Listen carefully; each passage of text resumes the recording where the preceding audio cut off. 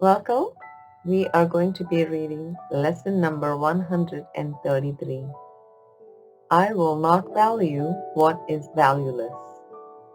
Sometimes in teaching there is benefit, particularly after you have gone through what seems theoretical and quite remote from what the student has already learned, to bring him back to practical concerns. This we will do today. We will not speak of lofty, world-encompassing ideas, but dwell instead on benefits to you. You do not ask too much of life, but far too little. When you let your mind be drawn to bodily concerns, to things you buy, to eminence, you ask for sorrow, not for happiness. This course does not attempt to take from you the little that it does not try to substitute utopian ideas for satisfactions that the world contains. There are no satisfactions in the world. Today, we list the real criteria by which to test all things you think you want. Unless they meet these sound requirements, they are not worth desiring at all, for they can but replace what offers more. The laws which govern choice you cannot make, no more than you make alternatives from which to choose. The choosing you can do indeed you must. And it is wise to learn the laws you set in motion when you choose and what alternatives you choose between. We have already stressed there are but two, however many they appear to be.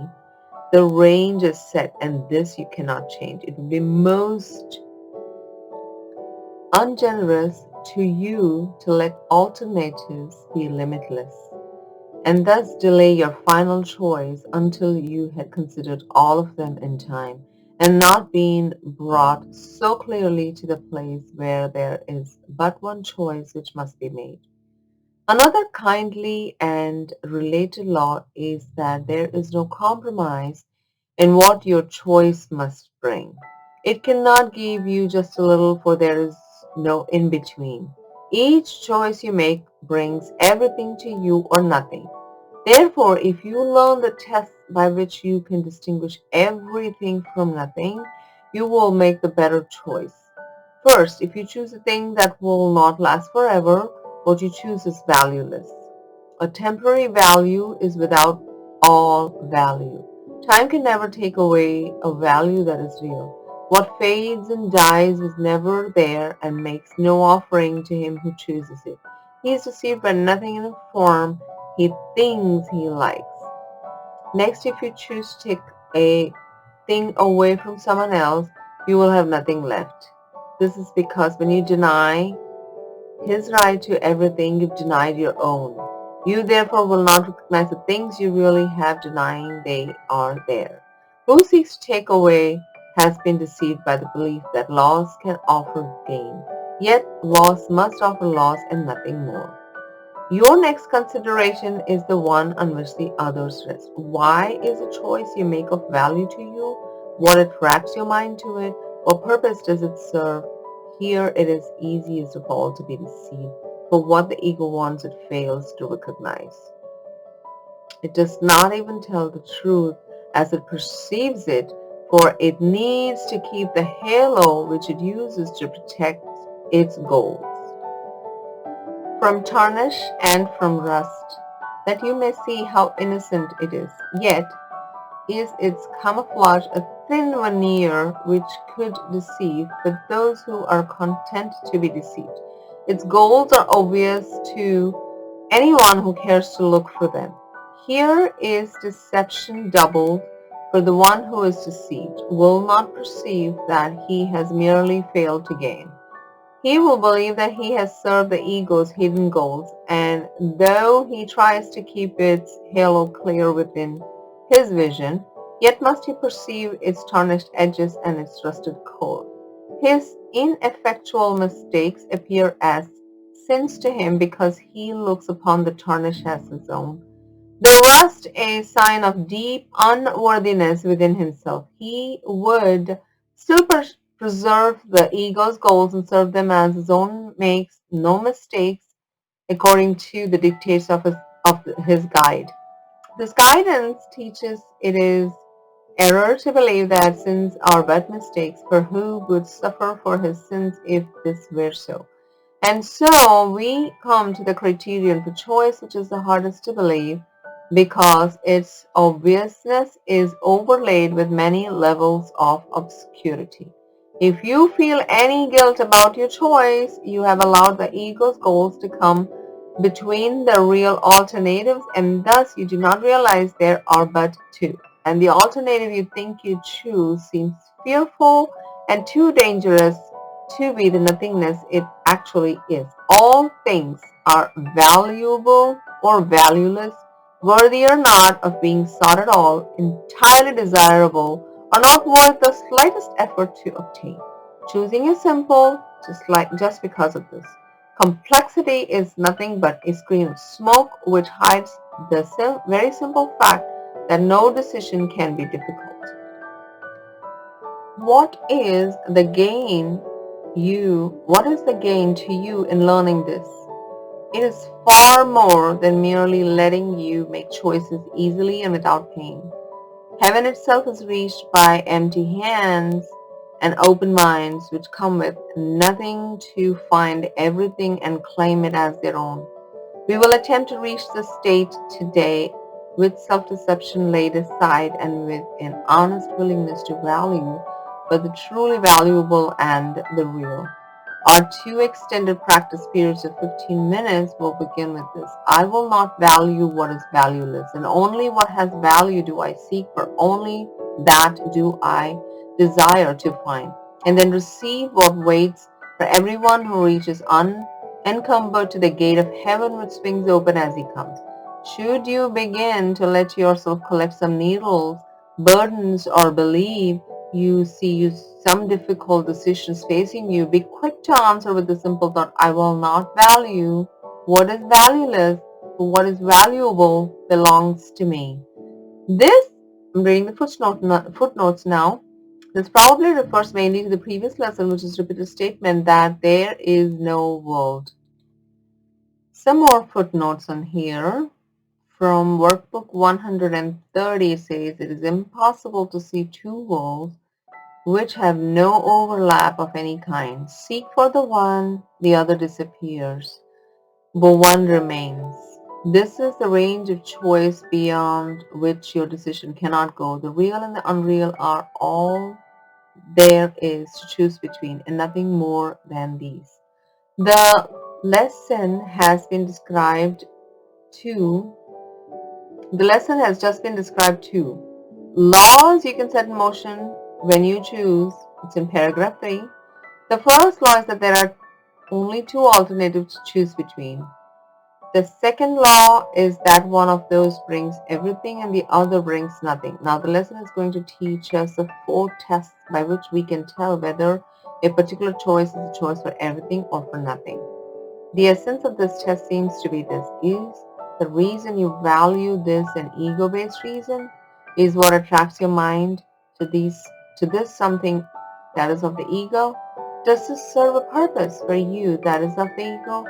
The reason you may so easily be deceived about these questions is that the ego tries to protect its goals from being seen. It puts a shining halo over them so that you will not see their corruption. Here is deception doubled.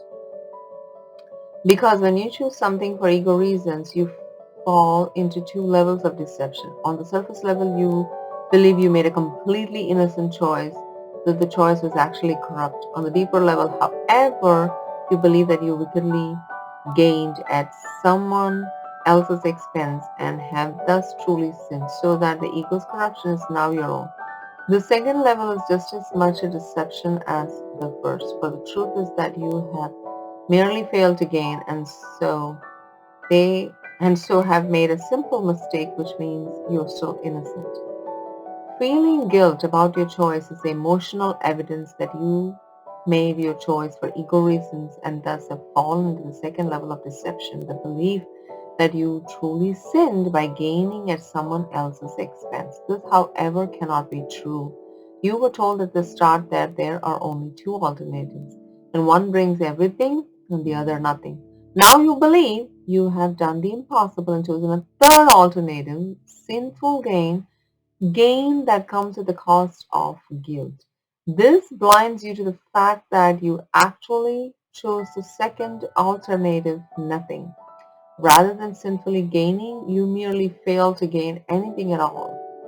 Because this fourth test is implicitly connected to the third, and the third test is overtly connected to the first two, your next consideration is the one on which the others rest. The four tests seem to be merely different aspects of a single scenario. In this scenario, you feel guilty because you tried to serve the ego's purpose by taking away from someone else something of temporary value.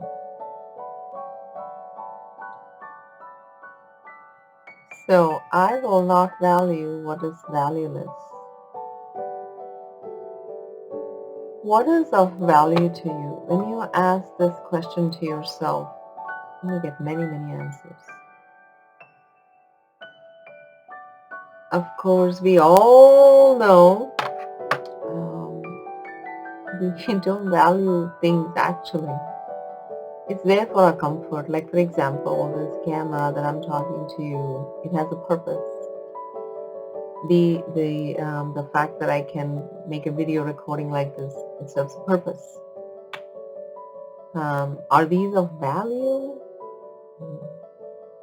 I don't think so. But they serve a purpose.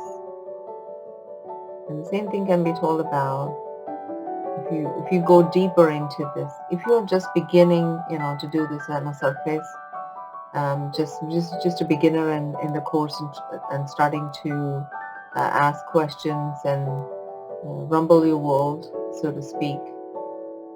Because that's what my experience has been. When I read that, the first line where it says that everything real is, I'm paraphrasing it, I'm forgetting the phrase, nothing unreal exists. Herein lies the peace of God, the first line. When I read that, I really didn't know what was real and what wasn't real. I was just going on asking, what is real? What is unreal? Because I was in so much pain. I was not having any clarity of my mind at that time. So I kept asking, what is real? What is real? What is real? Um, from the surface, like you've heard so many people say, things don't matter and your memories matter, people matter, so and so and so and so. But if that is the case, then, where is the person that you loved so much? What happened? Why did the relationship fade? So no answers, right? They're like, the paradox. You have one saying this, one saying this, and which one should I believe? What is real? So the confusion, all that. Go through that. Go through all of that confusion. I did it. Go through all of that. You will come to a place of somewhere where you will start settling and you will start accepting a lot of answers because those answers will start making sense to you. So I will not value what is valueless is. I was thinking about it even today.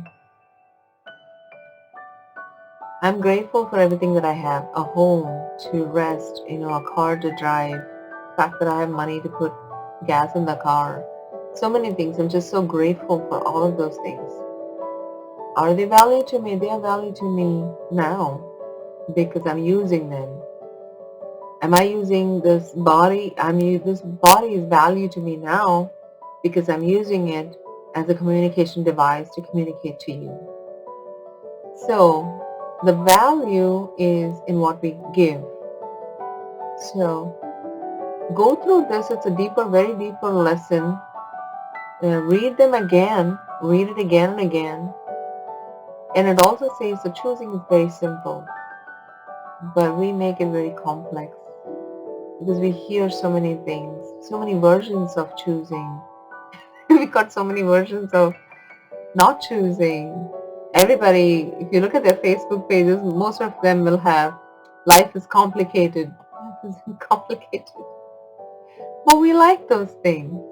We like to um, come out ourselves, like show up ourselves as I'm something other than what you think I am.